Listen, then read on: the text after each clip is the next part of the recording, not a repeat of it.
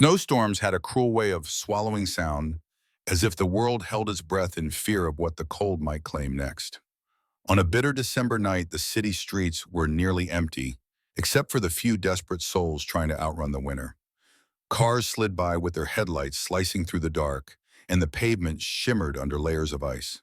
But in front of a towering corporate building, beneath the flickering glow of a street lamp, a small, trembling form sat curled against the concrete wall, her clothes torn, her skin pale, her breath fogging in weak bursts. She looked like she had been forgotten by the world. As the wind whipped through the sidewalks, a little girl in a pink coat tugged on her father's sleeve with urgency trembling in her voice. "Please help her, Daddy," she whispered, pointing at the shivering figure. That single plea became the spark that would rewrite the destinies of everyone standing there. Arden Hale, a respected CEO known for his fierce business strategies but gentle parenting, had been walking home with his daughter Mira when she stopped dead in her tracks. She was only 6, yet her heart saw things most adults overlooked. Ardan followed her gaze and felt something twist painfully inside him. The girl on the ground, frail, shaking, barely conscious, looked no older than her early 20s. Snow had settled in her hair, and her thin blanket was soaked through, offering no protection against the biting winter.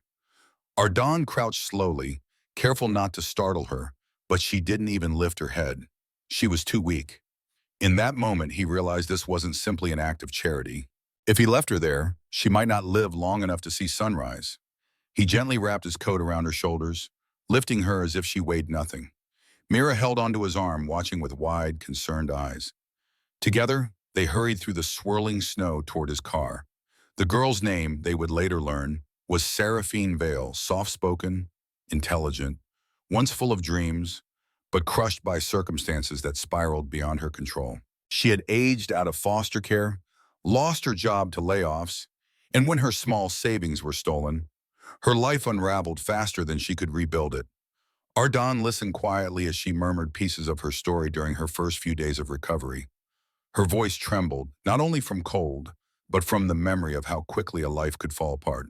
Arden offered her a temporary place to stay, a warm guest room, meals, safety, nothing extravagant, simply human dignity restored.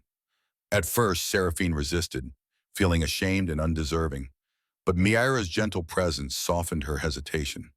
Mira would sit beside her, offering drawings, stories, and small, innocent smiles that seemed to stitch hope back into Seraphine's heart. Slowly, Seraphine's strength returned. She began helping around the house, then assisting Arden with small, administrative tasks to repay his kindness.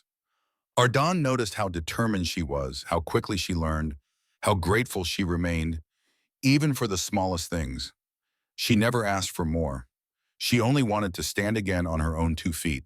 And when spring arrived, bright and full of possibility, Seraphine made the difficult decision to leave. Ardan offered her a job at his company, but Seraphine declined.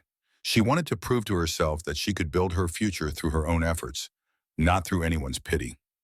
With a firm resolve, she stepped into the world again, carrying the memory of that snowy night as a reminder of the kindness that had saved her life. Ardan respected her choice, though Mira cried when she left. Seraphine promised to keep in touch, but life has a way of pulling people in different directions, and months turned into years with no word. Ardan often wondered what had become of her. Sometimes he scanned faces in the crowd, hoping to catch a glimpse of her blonde hair or the determined light in her eyes. Mira, growing older and wiser each year, still remembered her vividly.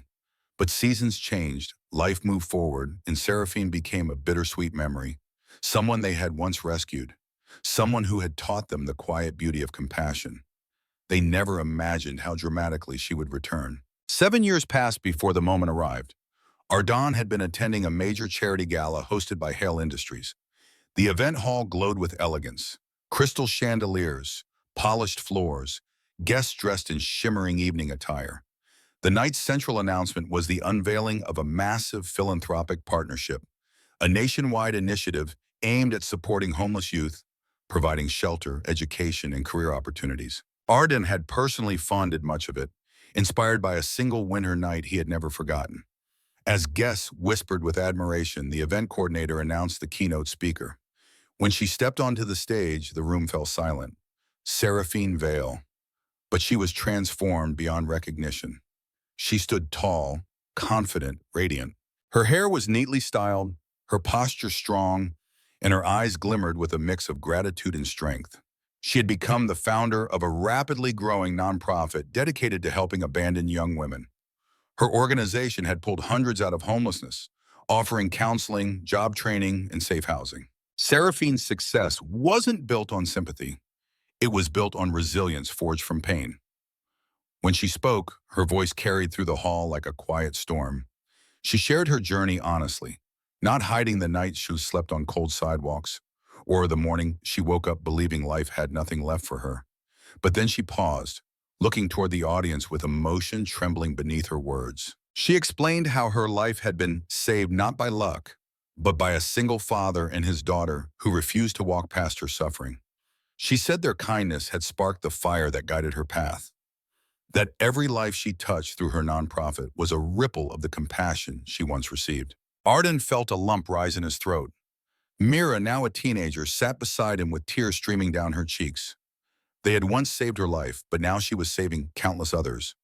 And when Seraphine's eyes finally found Arden's across the room, they softened with recognition and unspoken gratitude. She stepped down from the stage and walked directly toward them.